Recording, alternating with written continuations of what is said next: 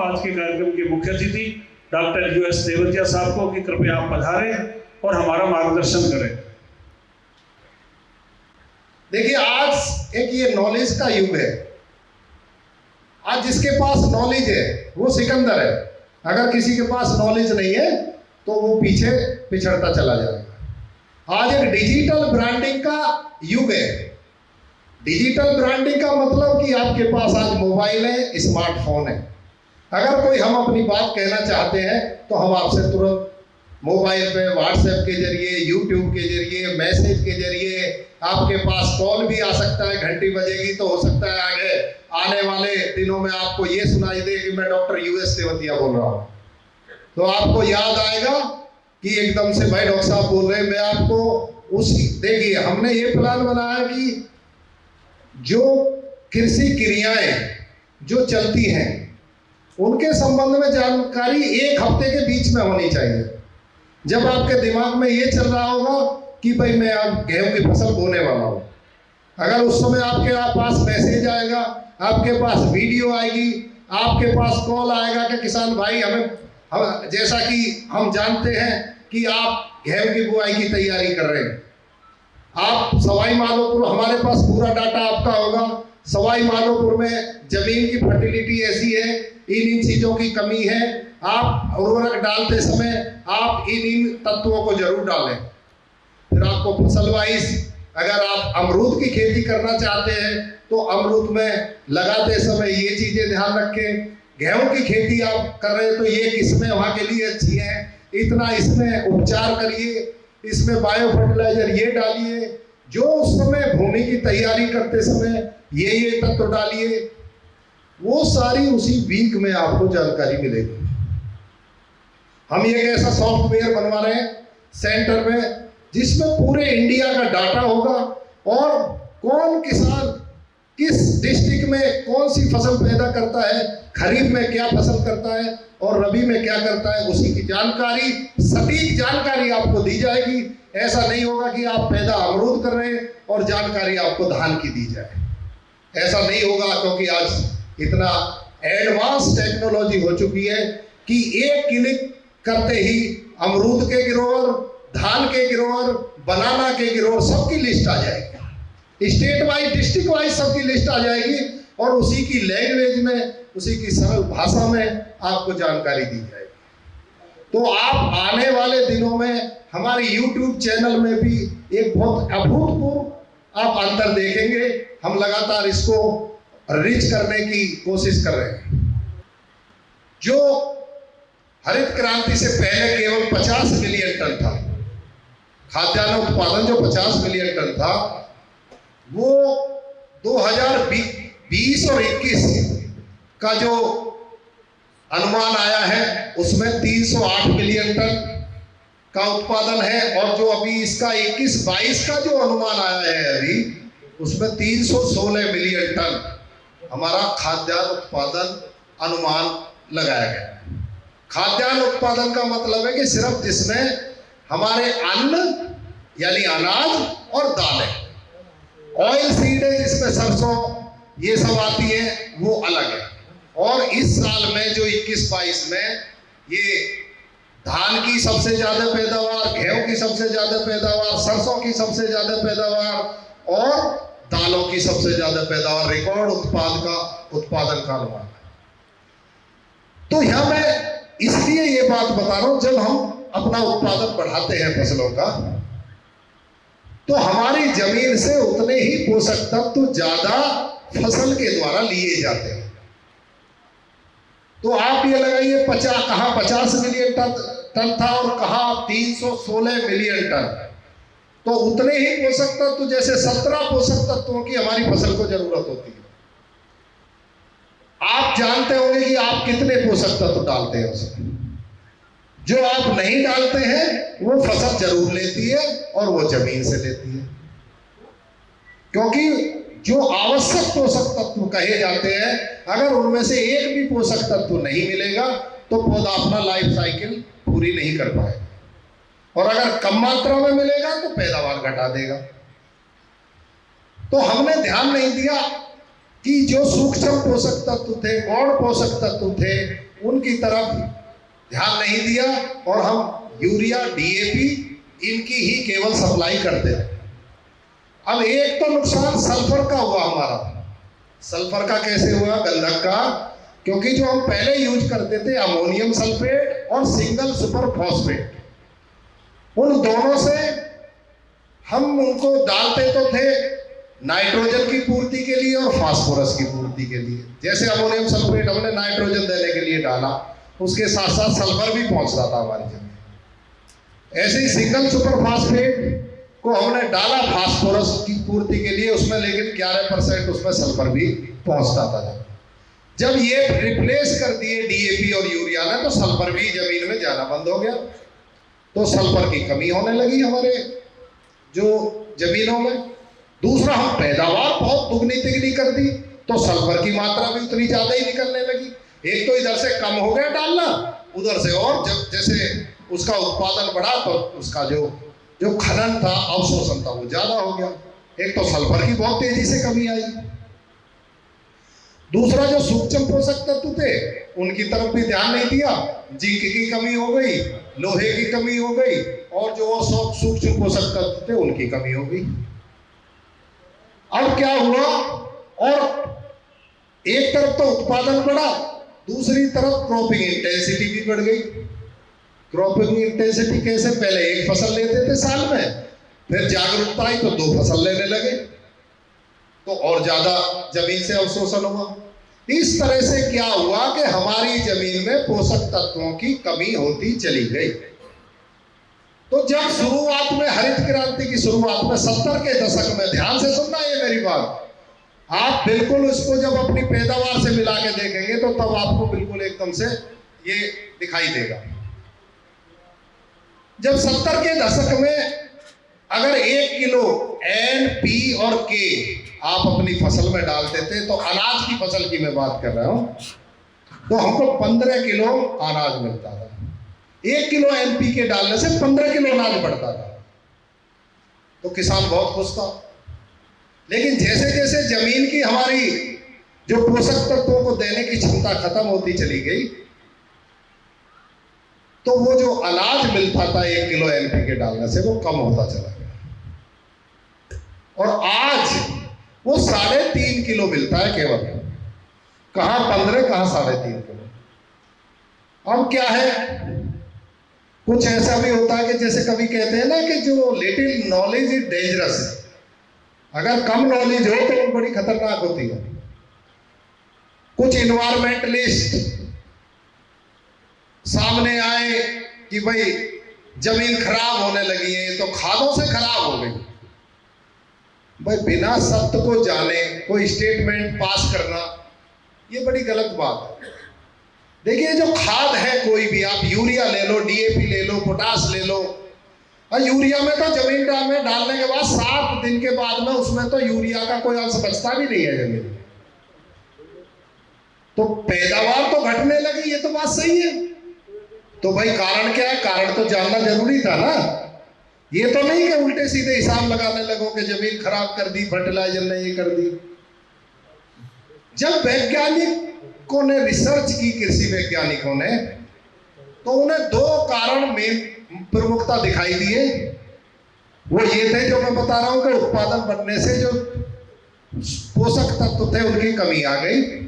और एनपीके का भी बताऊं मैं आपको, जो एनपीके की तो आप डालते हैं ना, एनपीके तो आज की तारीख में हमारे पूरे देश में 1 वर्ष में एनपीके जितना हम डालते हैं खेतों में, मैं पूरे देश की बात कर रहा हूं ऑन एन एवरेज, उससे हम 10 मिलियन टन हमारी फसल ज्यादा जमीन से निकाल रही है वार्षिक तौर पे।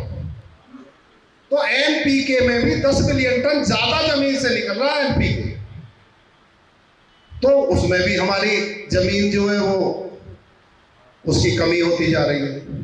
दूसरा क्या हुआ, देखो मैकेनाइजेशन हुआ।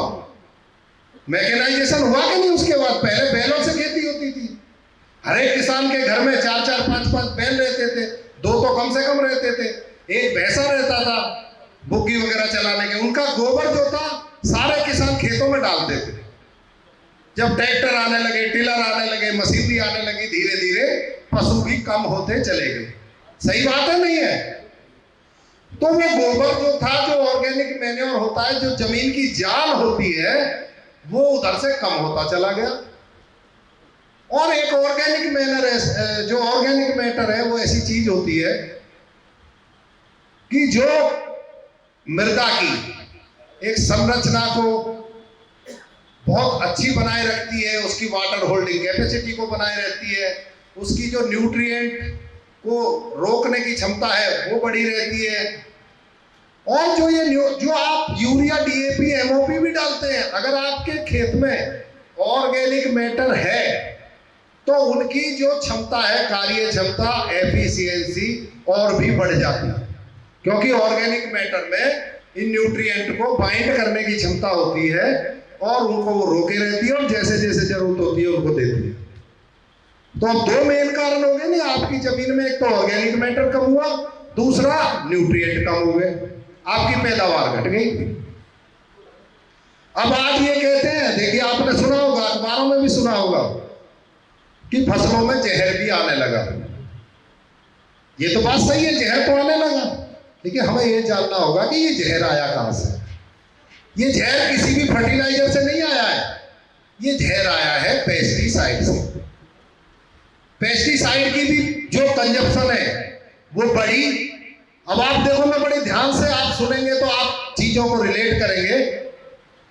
जब हमारी फसल में पोषक तत्वों की कमी हो गई, उपज हमारी घटने लगी, किसान यूरिया की डोज बढ़ाने लगा कि भाई हो सकता है कि फसल को यूरिया की ज्यादा जरूरत है। यही हुआ है ना, किसान ने यूरिया की, क्योंकि यूरिया सबसे सस्ता है, आराम से उसको फेंको खेत में और भाई वो सोचा 1 कट्टा नहीं तो 2 कट्टा डाल देंगे। लेकिन एक बात समझना, यहाँ किसान भूल गया। पहली बात तो ये है कि जैसे मैंने कहा कि ये जानकारी का युग है। अगर देखिए आपकी जीविका खेती से चल रही है तो आपको खेती के बारे में जानना ही पड़ेगा। वो ऐसे नहीं चलेगा एज कैजुअल के भाई हाँ हमने बो दिया, ठीक है, होगा जो हो जाएगा, नहीं होगा तो नहीं होगा, तो फिर तो जैसा होगा वैसा ही होगा।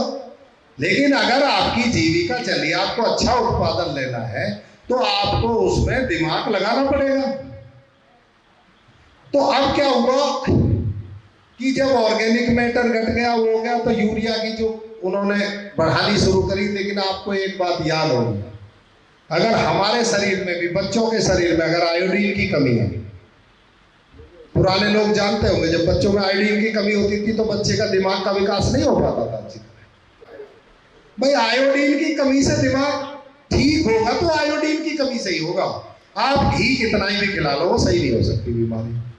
इसी तरह से अगर सल्फर की कमी है, जिंक की कमी है, वो बात अलग है कि कितनी जरूरत है। जिंक की थोड़ी 2 किलो की जरूरत, 1 किलो की जरूरत हो सकती है, लेकिन 1 कट्टा भी 50-45 किलो का यूरिया का उस 1 किलो की पूर्ति कर नहीं सकता। ये कहीं विज्ञान में, कहीं कृषि विज्ञान में, कहीं किसी भी वैज्ञानिक से पूछ लीजिए, एक न्यूट्रिएंट की पूर्ति कभी भी दूसरा न्यूट्रिएंट कर नहीं सकता। आप सहमत है सब इस बात से? तो अब ये बात आई कि हमको पता कैसे चले कि हमारे जमीन में किस चीज की कमी है। इसके लिए आप सभी जानते हैं कि हमको मृदा का परीक्षण कराना चाहिए। जैसे हम अपना टेस्ट कराते हैं ब्लड का साल में 6 महीने में, भाई देखें तो सही शरीर में कोई गलत बीमारी तो नहीं पनप रही है या कहीं ब्लॉकेज तो नहीं हो रहे हैं। पता चले कि भाई जब एकदम से बीमारी बढ़ गई, इलाज ही ना हो, तभी हमें पता चले तो क्या फायदा। तो जो लोग हैं अपने सेहत के बारे में तो जागरूक हुए, लेकिन हमें धरती माँ के सेहत के बारे में भी जागरूक होना पड़ेगा। उसमें देखिए अपने जमीन में कि भाई टेस्ट कराइए, और टेस्ट केवल एनपीके नहीं, 17 के 17 पोषक तत्व कराइए, और 17 भी नहीं तो जो मेजर है जिनकी कृषि वैज्ञानिक बात करते हैं, जैसे NPK, sulphur, zinc, manganese, copper, आपका मॉलिब्डेनम, इनकी सबकी आप जरूर जांच कराएं तो आपको पता चल जाएगा। उन्हीं को आप डालिए, आपकी यूरिया की भी कॉस्ट जो है वो घट जाएगी। जब आपको जरूरत नहीं पड़ेगी, ऑर्गेनिक मैटर नहीं है, ऑर्गेनिक मैटर डालिए। अब मैं पेस्टिसाइड पे आ रहा था, अब मैं वहां आपको बताऊंगा कि पेस्टिसाइड की जरूरत एकदम से क्यों ज्यादा पड़ने लगी। भाई पहले इतनी नहीं पड़ती थी, आप जानते होंगे जो पुराने लोग होंगे, पहले इतना पेस्टिसाइड डालने की ना इतनी बीमारियां थी ना इतने कीट थे। आप सहमत है इस बात से?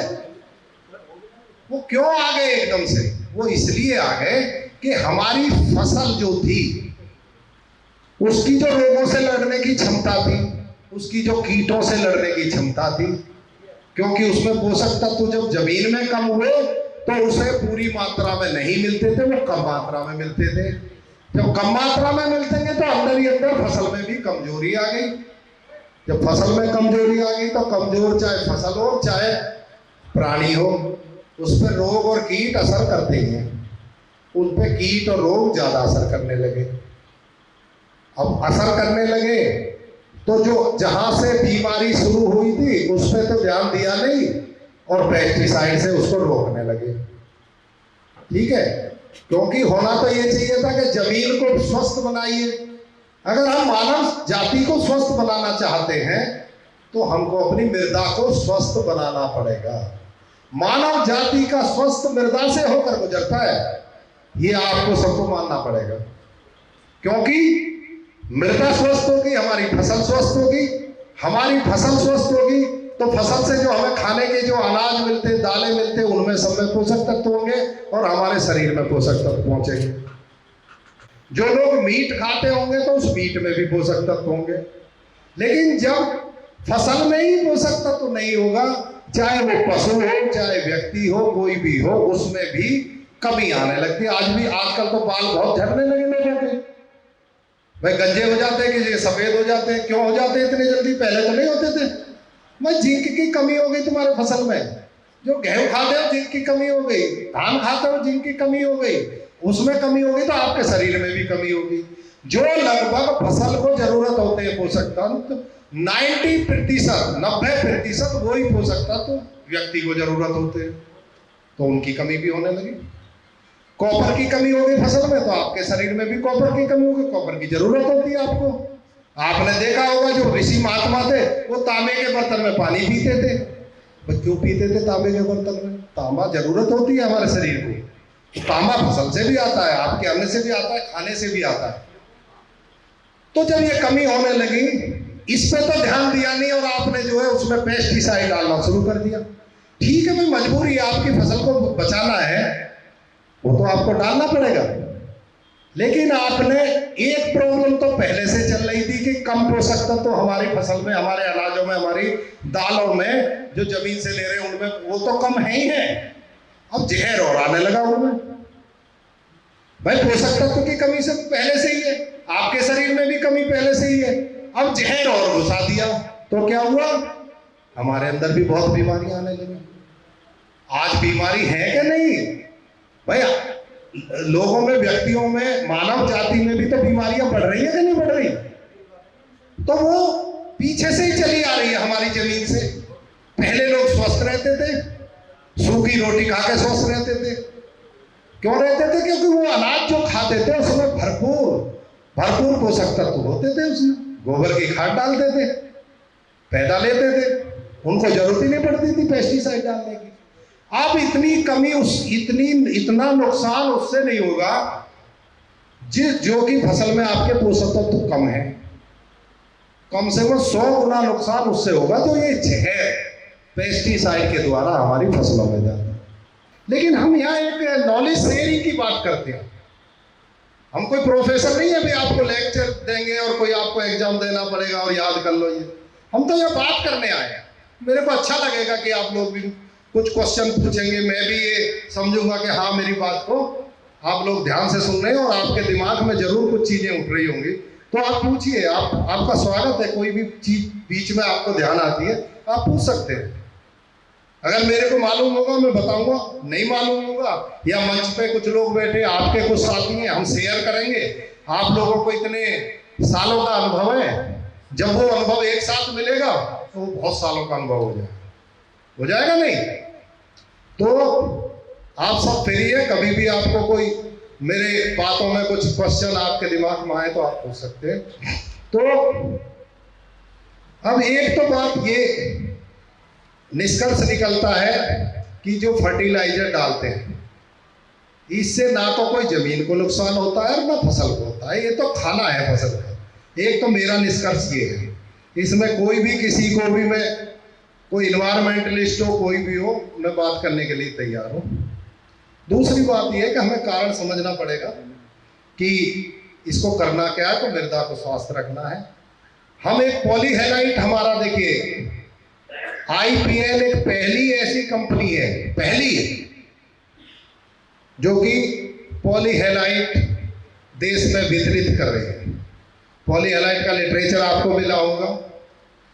ये पूर्णतः प्राकृतिक उर्वरक है और ब्रिटेन जैसे देशों में तो ये ऑर्गेनिक फार्मिंग के लिए क्वालिफाइड है। हम यहाँ भी इसकी कोशिश कर रहे हैं परमिशन लेने की, क्योंकि इंडिया में कुछ जो नियम है थोड़े से सख्त हैं, तो हमें मिल जाएगा। तो पॉलीहेलाइट में 4 पोषक तत्व होते हैं।